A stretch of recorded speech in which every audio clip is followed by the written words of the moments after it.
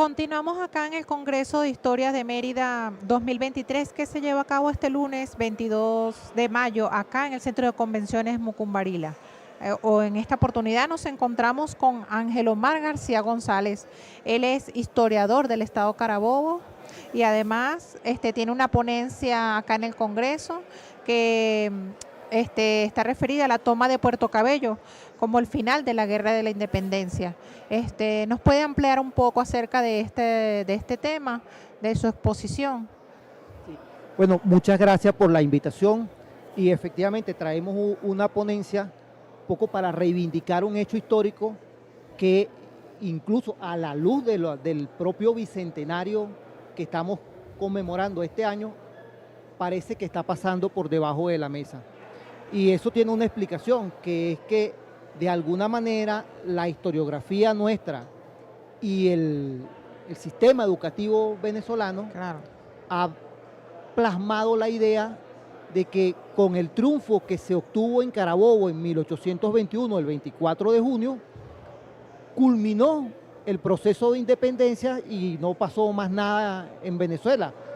Probablemente eso tenga dos explicaciones. Una es que, bueno, el propio Bolívar se va a hacer la campaña del sur, que es, digamos, el hecho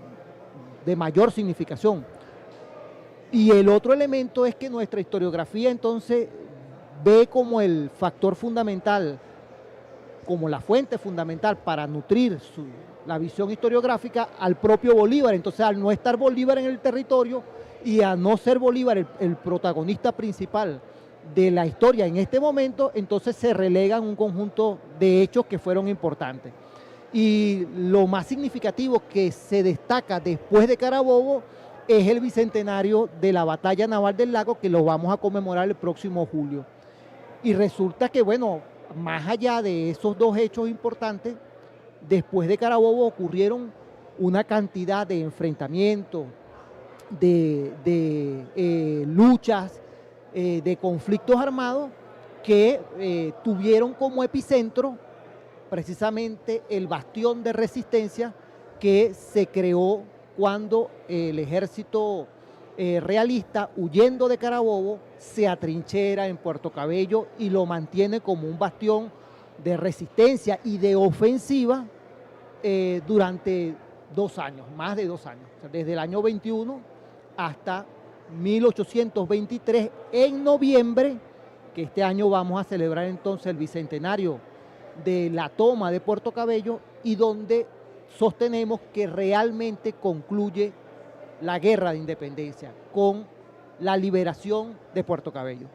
De algún modo está haciendo uso de la historia insurgente, ¿no? Está aplicando la historia insurgente porque está visibilizando un tema que no, por lo general, no es muy conocido. Correcto. Sí, y porque además entonces ponemos sobre el tapete la idea de un pueblo también, en este caso Puerto Cabello, que fue de alguna manera resistiendo ese proceso de ocupación militar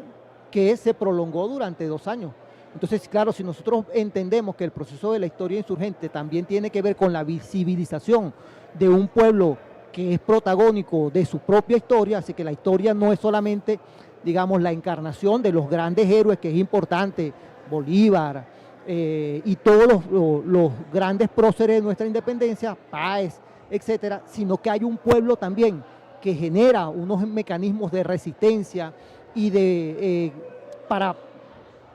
digamos, confrontarse con el enemigo. Entonces, bueno, eso forma parte de una nueva visión que casi no aparece, o no aparece, mejor dicho, en la historiografía tradicional que se ha escrito, y un poco lo que se está tratando de reivindicar, de exaltar desde la Red de Historia, Memoria y Patrimonio, y desde todo el esfuerzo que se está haciendo de instituciones como el Centro Simón Bolívar, por ejemplo, a través del diplomado Vida y Obra del Libertador Simón Bolívar. Bueno, sabemos que a través de estas actividades, del diplomado y del Congreso, se dan a conocer este tipo de investigaciones, pero allá en Carabobo, ¿de qué manera se ha involucrado a la población para tener acceso a este conocimiento? Sí, bueno, nosotros hemos venido haciendo un conjunto de actividades,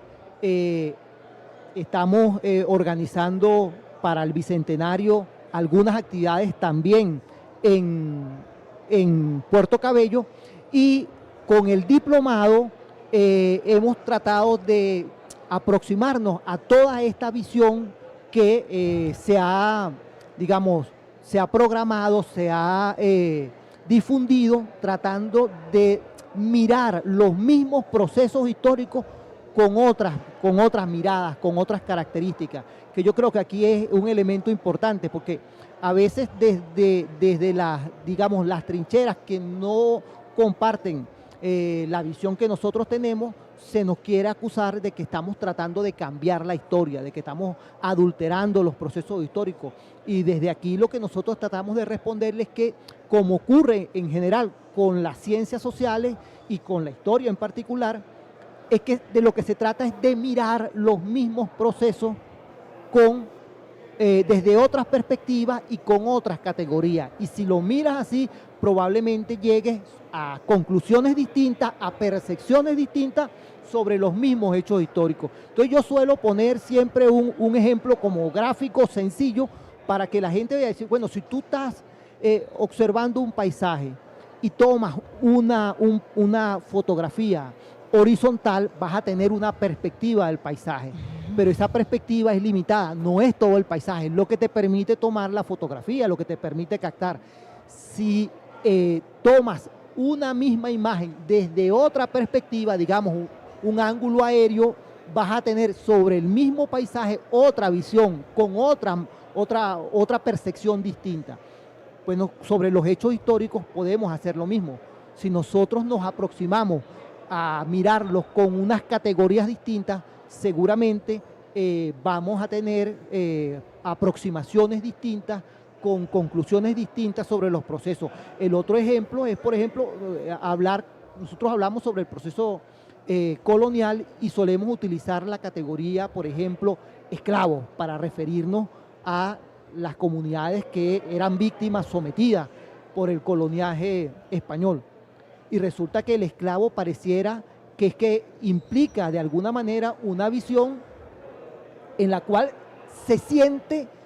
conforme con esa condición, y resulta que no hay esclavo, hay esclavizado. Entonces, si tú utilizas, por ejemplo, la categoría esclavizado, estás aludiendo a un elemento de poder y que supone del otro lado una resistencia natural que es propia del ser humano de rebelarse contra la dominación. Entonces tienes maneras de ver el mismo asunto, en este caso el mismo hecho histórico o los mismos hechos históricos, con categorías distintas que te permiten aproximarte también a conclusiones distintas. Y de eso un poco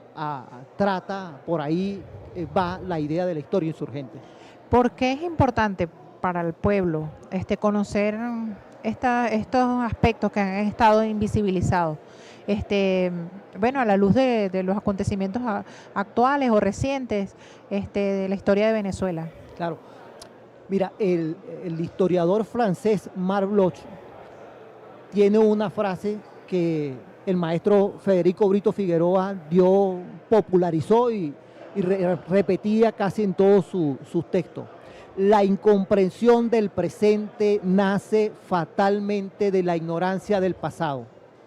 pero sería vano agotarse en comprender el pasado si no se sabe nada del presente. Es decir, nosotros no podemos entendernos hoy como pueblo, no podemos comprender todo este proceso de resistencia que, bueno, frente a las agresiones que hemos recibido durante todo el proceso bolivariano, desde que el comandante Chávez asumió la presidencia de la República, pero sobre todo en este tiempo del presidente Nicolás Maduro, ese nivel de agresión contra el pueblo venezolano no podemos entenderlo sino buscando en las propias raíces históricas de nosotros como pueblo, que nos permiten ver que este pueblo ha sido un pueblo aguerrido, un pueblo que constantemente ha enfrentado la dominación, que, bueno, generó todo un proceso de lucha que no se dio en ninguna otra parte del continente. Nosotros somos eso que se repite con mucha frecuencia y que casi a veces se repite, pero no se cae en cuenta de lo que eso significa, que nosotros hemos sido el único pueblo del continente que ha sacado su ejército para darle libertad a otras naciones. Pues nosotros tiene un costo y una visión. Entonces eso demuestra también la condición de este pueblo, que es un pueblo que lucha, un pueblo que se resiste a la dominación, y ver todo lo que significa eso en términos históricos nos permite comprendernos, entender esta realidad y ver por qué hemos resistido todo lo que hemos resistido. Entonces hay una relación bidireccional que permite preservar la memoria histórica de lo que nosotros somos como nación, porque además aquí el tema de la memoria no es la evocación del hecho pasado, o sea, no es recordar un dato o un suceso histórico, es darle, ¿cómo se llama?, sentido a la luz de nuestro presente en el marco de las circunstancias que tenemos en el presente como pueblo. Bueno, muchas gracias al profesor Ángel Omar García González del Estado Carabobo. Bueno, nos despedimos en este momento y continuamos en breve con más de este Congreso de Historia del Estado de Mérida.